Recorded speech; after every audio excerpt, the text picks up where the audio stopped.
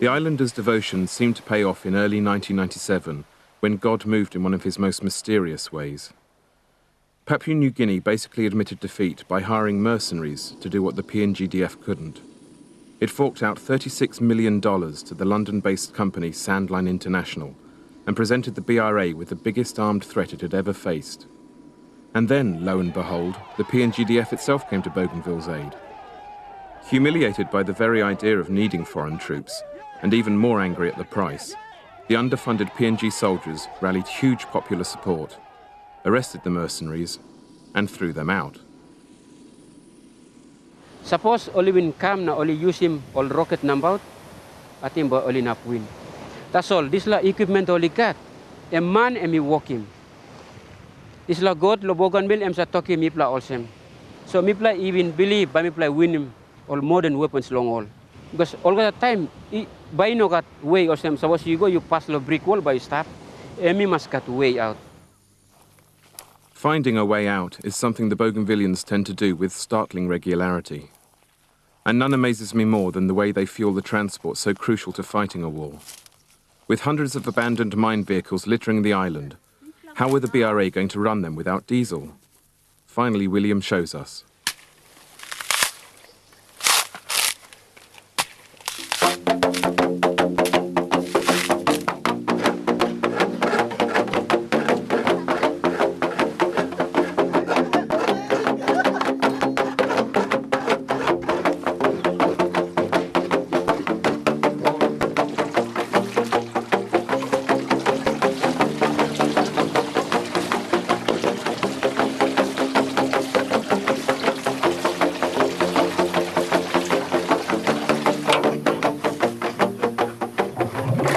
This is the complete thing of scraping the coconut, from scraping to squeeze to ferment, and then the last thing to cook the oil, the 1 liter oil, maybe about 15 dry coconut for a liter.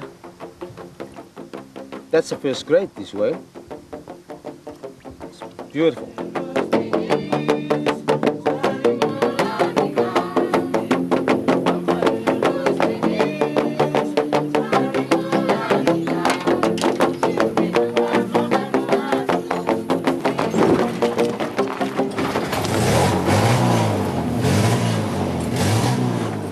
Not only is coconut oil far less polluting than diesel, you also get double the mileage. Ishmael laughs that after the war, they're really going to scare Esso and Shell. Coconut mi play come up lo nervous states lo island lo mi pla.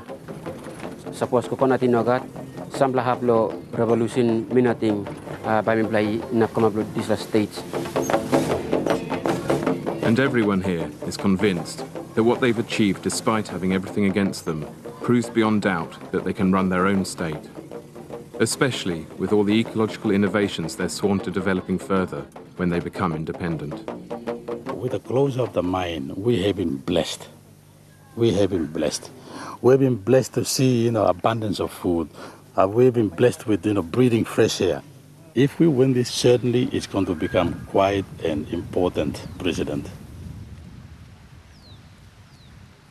In fact, Bougainville has already become a precedent, inspiring many other Pacific communities having holes dug in their backyards. Across the region, resistance to and compensation from ecological devastation has upped considerably. And when, thanks to the mercenary debacle, the news broke of this obscure bunch of islanders beating Papua New Guinea and Australia and Rio Tinto zinc, suddenly the international community got interested in beginning peace talks in mid-1997.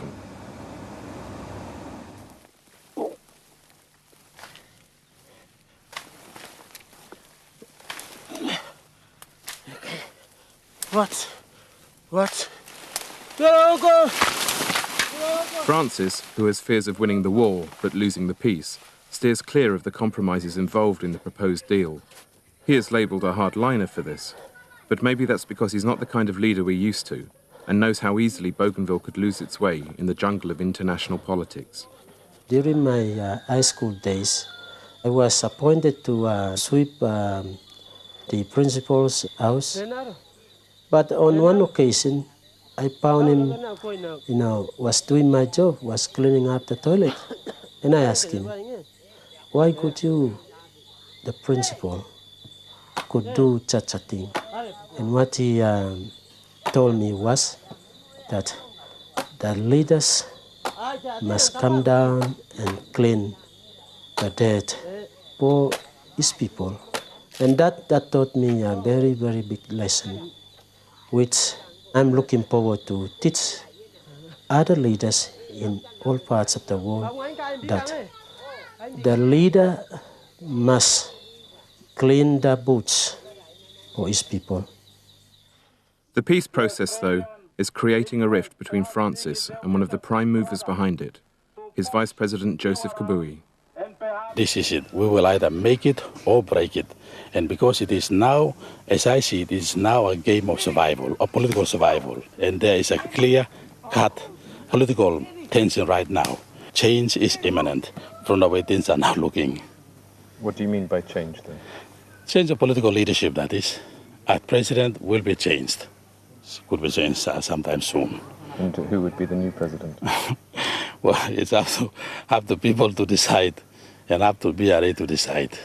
So we will wait and see how things will go about. But it will probably be you, won't it? Well, if it comes to me, I'm ready and willing.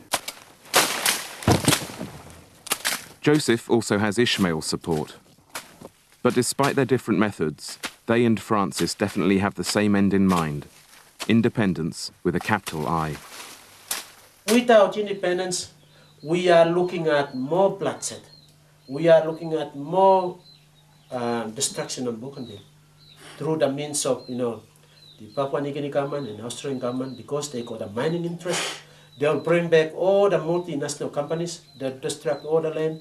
And is that freedom? Is that peace? It's la mine em not up because em by giving problem lo all future generation lo mipla lo Bougainville. Na mipla ino like em this la by come up. No go to lime lo mipla lo behind time all by looking na all by talk also. All forefathers lo mipla all in obin. Make him mipla by mipla sin down also. All in bagarapi mipla trauma mipla. That's why mipla end up also. Men on this earth, on planet Earth, depend on land, depend on environment.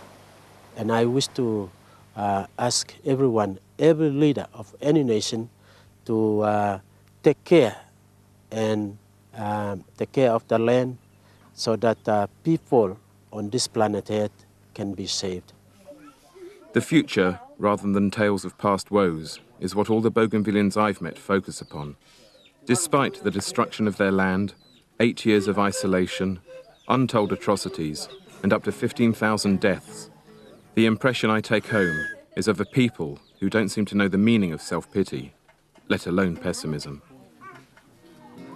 Before we leave to run the blockade on our way out, Francis sends us off with one of the songs he writes for his regular communal sing-sings.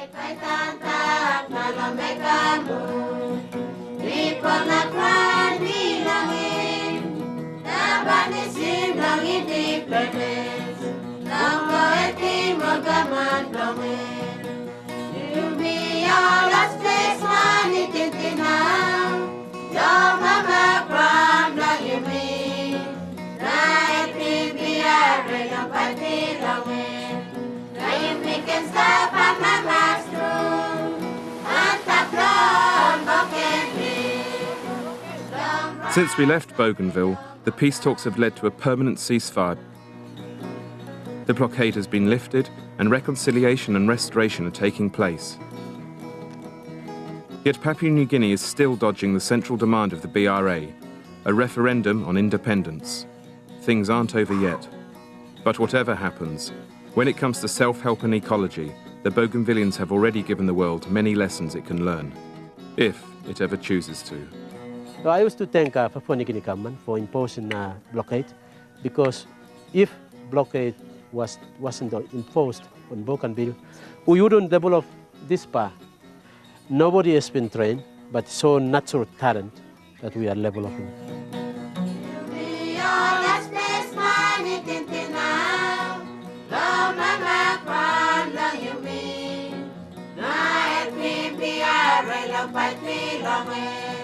Now you make us stop, I'm a mushroom, and the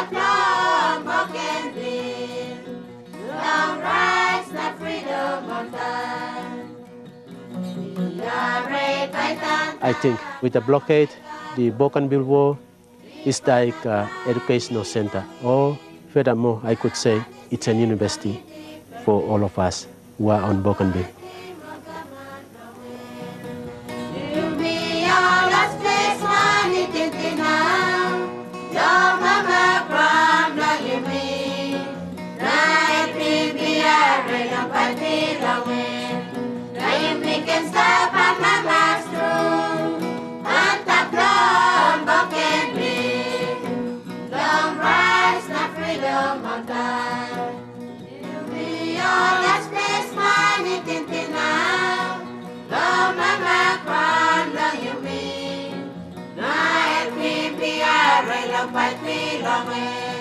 Now you can stop